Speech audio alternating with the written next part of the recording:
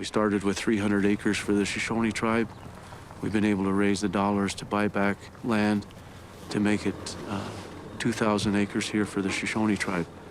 The Arapaho buffalo are on 1,000 acres south of the river. The goal is to continue to reacquire these lands that were illegitimately taken in the first place when our reservation was opened up for homesteading. It takes millions of dollars to buy back these lands now, but we can rematriate them, get them back restored to the tribes as opposed to seeing our lands continue to diminish. We now have over 150 buffalo collectively between the two tribes, and then established the Wind River Tribal Buffalo Initiative to be a local face here to raise money to buy land, and then also help facilitate the cultural, educational, nutritional reconnection of youth and community to buffalo. It wasn't our goal to feed, but because of the tough winter and because we are on a limited landscape, we have to do that. But the goal would be is down the road, if we restore them to larger landscapes, that they can exist on their own without intervention of man or genetically manipulating them or ranching them, that this is an opportunity to see something different, see them protected under tribal law, but also exist as a wildlife species on the landscape where they can effectively create ecological change. We have tremendous wildlife habitat potential on this reservation, perhaps more than many. And so buffalo fits right into that picture. It's the only one missing from the landscape on this reservation that was here before Lewis and Clark arrived. A lot of this work that drives me goes back to being a kid and hunting with my dad, talking about why we can't hunt buffalo. My dad was a biologist, and I went on a trip with him to Africa, into Kenya, Tanzania, and Uganda, and witnessed the wildebeest migration. And that was kind of an epiphany for me. So when I returned home, I had a newfound appreciation, I think, for my home and my people, my community, and realized that I needed a science background to gain the academic credentials to focus on tribal buffalo restoration. And so it's always been a vision of mine is to be able to hunt buffalo with my dad, my sons, my grandkids, in a way that was taken from us. You know, that buffalo was gone for a bit over 100 years, but that's a small window of time compared to the millennia that we've had the relationship with this animal. It's in our DNA.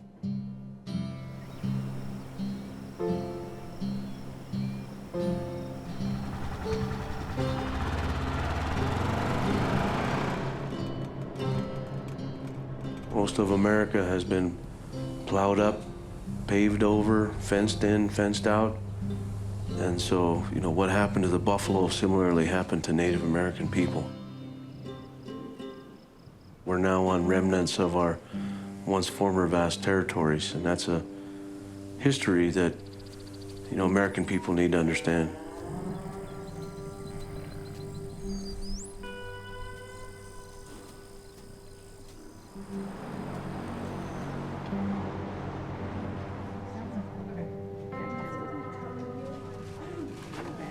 Our people, we're still suffering. We have, you know, high rates of diabetes and heart disease and other health-related issues from the removal of buffalo from our diet.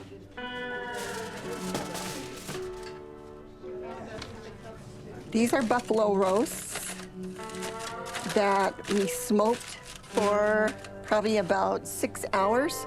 Native people started to starve to death because they wiped out our buffalo. They, you know, pretty much wiped out one of the most important staples in our diet, you know, for Plains Indians. And so they decided at that time, you know, to bring in rations, and that was flour and lard and coffee, sugar.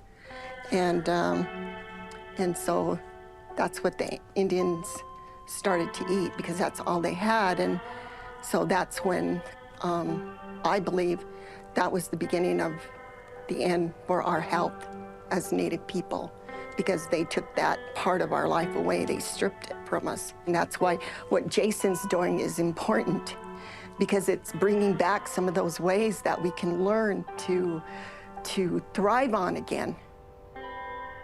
The Intertribal Buffalo Council now has 83 member tribes across the country.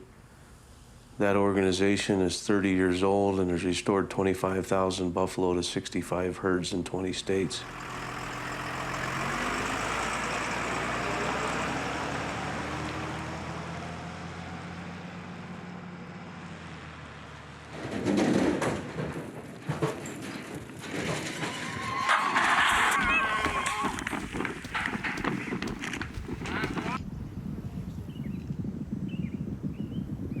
A lot of ITBC's work has been to lobby in DC for more federal support.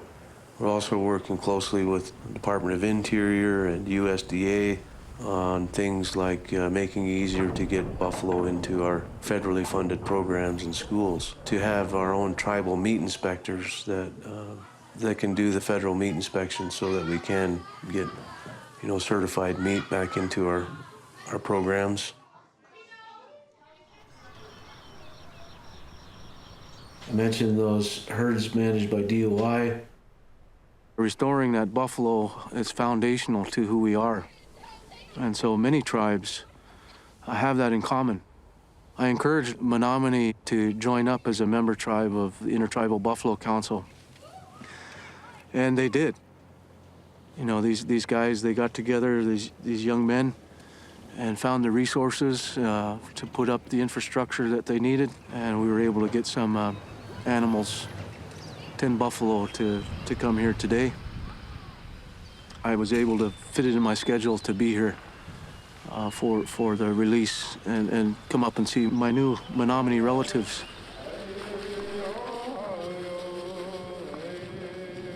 We're here to witness the rebirth of a relationship with a relative of ours, the Mashkutia Pashaki, in our language, the buffalo in English, that we've had for thousands of years, and we're welcoming them back here to our land and welcome them home. I don't know. It's been a long time. I don't even know if there is a memory of it anymore. It's been so far removed from our people. But today, November 12th is the day we're going to celebrate.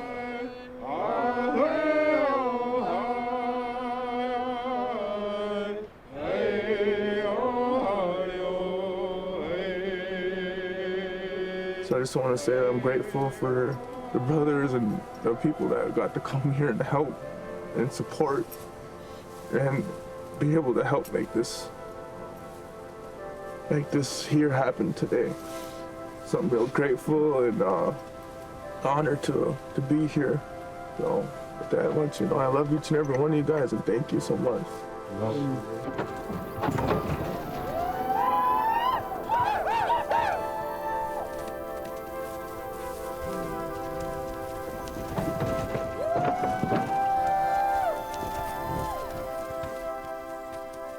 I cried.